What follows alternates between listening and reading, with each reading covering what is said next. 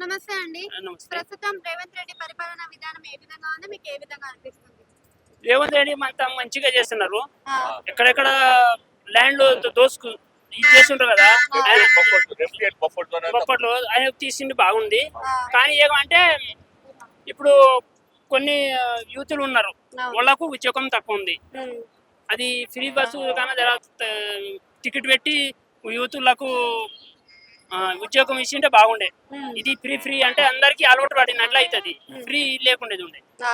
ఆ. మరి 6 గ్యారంటీలు ఇస్తా అనన్నాడు కదా! మరి 6 గ్యారంటీలు ఆయన అన్నాడు కానీ కానని అంటారు కానీ అప్పుడు అన్నారు ప్రభుత్వం ఉన్నప్పుడు ఆయన అన్నాడు కానీ అది చెప్పి తప్పు చేసుకున్నాడు అన్నట్లు ఆయన. ఓకే. ఇప్పుడు ఇప్పుడు ఇంటికాడ ఉన్నాడు నలుగురు ఆడపిల్లలు ఉన్నారు అందరు బయటికి పోతారు కదా హ్మ్.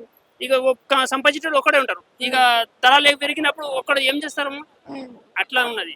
అంటే ఇప్పుడు మనకి చూసుకున్నట్టయితే ఈ ప్రభుత్వంలో చాలా వరకు కూడా ఇస్తాను అనే చెప్తున్నారు కానీ ఇవ్వట్లేదు. కానీ కేసీఆర్ ప్రభుత్వంలో చాలా వరకు డెవలప్‌మెంట్ జరిగింది. ఈ రెండు అబ్జర్వ్ చేస్తే మీకు కేసీఆర్ ప్రభుత్వం నచ్చిందా? లేకపోతే రేవంత్ రెడ్డి ప్రభుత్వం రేవంత్ రెడ్డి నచ్చిందా? తెచ్చిండు రేవంత్ రెడ్డి. ఇచ్చిండు కానీ ఇప్పుడు ఈ ఫ్రీ అన్నాడు కదా అవును. ఫ్రీ దాంట్లో లాస్ అయ్యి చాలా మందికి ఒక్కడే సంపాదించేటోడు ఉంటే హ్మ్.